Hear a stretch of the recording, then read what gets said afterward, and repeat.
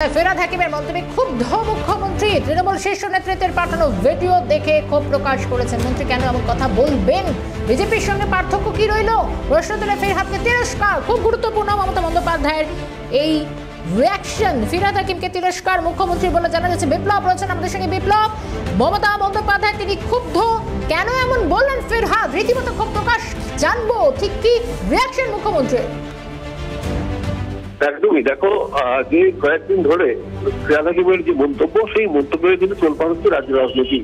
ফিরহাদ হাকিমের সেই মন্তব্যকে কেন্দ্র করে বিতর্ক তৈরি হয়েছে এবং মুখ্যমন্ত্রী মমতা বন্দ্যোপাধ্যায় তিনি কিন্তু যথেষ্ট ক্ষুব্ধ এবং আমরা যেটা সূত্রের মারফত জানতে পারছি যে ফিরহাদ হাকিমকে তিনি তিরস্কার করেছেন এবং ফিরহাদ হাকিমের যে মন্তব্য, সেই মন্তব্যের সঙ্গে কিন্তু সহমত পোষণ করছেন না তিনি।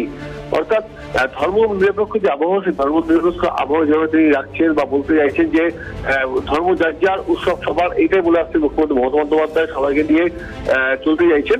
এবং ফিরহাদ হাকিম যে মন্তব্যটা করেছেন, সেই মন্তব্য কিন্তু তিনি রুষ্ট এবং তিনি চাইছেন না যে এরকম ধরনের মন্তব্য কোনো নেতা মন্ত্রী বা কেউ করুক।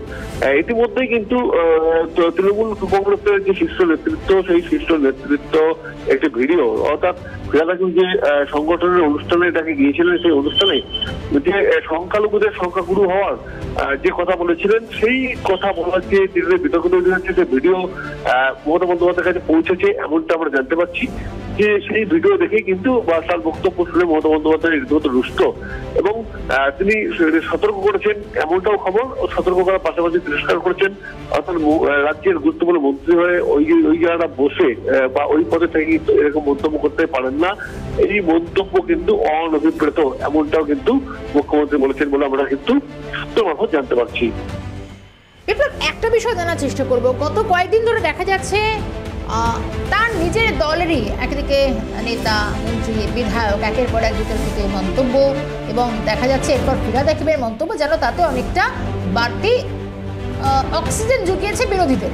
সেক্ষেত্রে দাঁড়িয়ে কদিন আগে সিদ্দিকুল্লাহ চৌধুরী তার মন্তব্য, এরপর ফিরহাদ হাকিমের মন্তব্য, দল যেটা একেবারেই ভালো চোখে দেখছেন না, মমতা বন্দ্যোপাধ্যায়ের ক্ষোভ প্রকাশ, সেটারই কি ইঙ্গিত?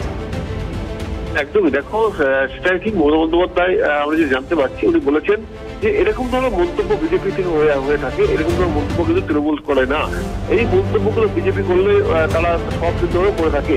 অর্থাৎ বিজেপির যে মন্তব্য করা, সেই মন্তব্য কিন্তু তৃণমূল নেতা বা মন্ত্রী বা বলতে পারো যে কলকাতা কর্পোরেশনের গুরুত্বপূর্ণ পদ মেয়র রয়েছেন, মেয়র এই মন্তব্য করেছেন এবং সেটাকে কেন্দ্র করে কিন্তু এই যে বিজেপি যে এই পরিস্থিতি, বর্তমান যে পরিস্থিতি দাঁড়িয়েছে, সেই পরিস্থিতি দাঁড়িয়ে বাড়তি অক্সিজেন পেতে পারে এমনটা মনে করছে শীর্ষ নেতৃত্ব। অর্থাৎ বারবার তিনি বুঝিয়েছেন যে এই মন্তব্য কিন্তু তৃণমূল কংগ্রেসের কোন নেতা বা মন্ত্রী এরকম ধরনের মন্তব্য করতে পারেন না।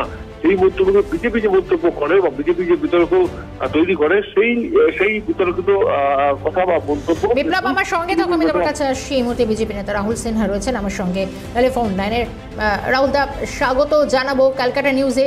কিন্তু এই মুহূর্তে দাঁড়িয়ে একদিকে কদিন আগে আমরা দেখলাম যে সিদ্দিকুল্লাহ চৌধুরী তার মন্তব্য এবং মমতা বন্দ্যোপাধ্যায় ফিরহাদ হাকিমের এই মন্তব্য যে একেবারে ভালো চোখে দেখলেন না। তিনি বলছেন যে কেন বললেন মন্ত্রী এমন কথা, কিভাবে বলেন, বিজেপির সঙ্গে পার্থক্য কি রইল, এই উপমা টেনেছেন তিনি, কি বলবেন? বিষয় হচ্ছে মমতা ব্যানার্জি এখন শ্যামলাকিরা কুলরাকি অবস্থায়, যে কারণে বাধ্য হয়েছেন উনি বাংলাদেশে যে অবস্থা চলছে তাতে যেভাবে হিন্দু মানসিকতা আঘাত লাগছে, আর সেই সুযোগটাকে কাজে লাগিয়ে ববি হাকিম এই জাতীয় মন্তব্য করাটা স্বাভাবিকভাবেই সার্বিকভাবে এখানকার মুসলিমদের উস্কে দেওয়ার একটা কাজ উনি করেছেন, যার জন্য বাধ্য হয়ে মমতা ব্যানার্জি এই কথা বলেছে। কিন্তু শুধু মুখে বললে হবে না, এই নেতাকে অবিলম্বে মেয়র পদ থেকে অপসারিত করতে হবে। তার কারণ কলকাতা মেয়র পদে থাকার বিন্দুমাত্র যোগ্যতা ওর নেই।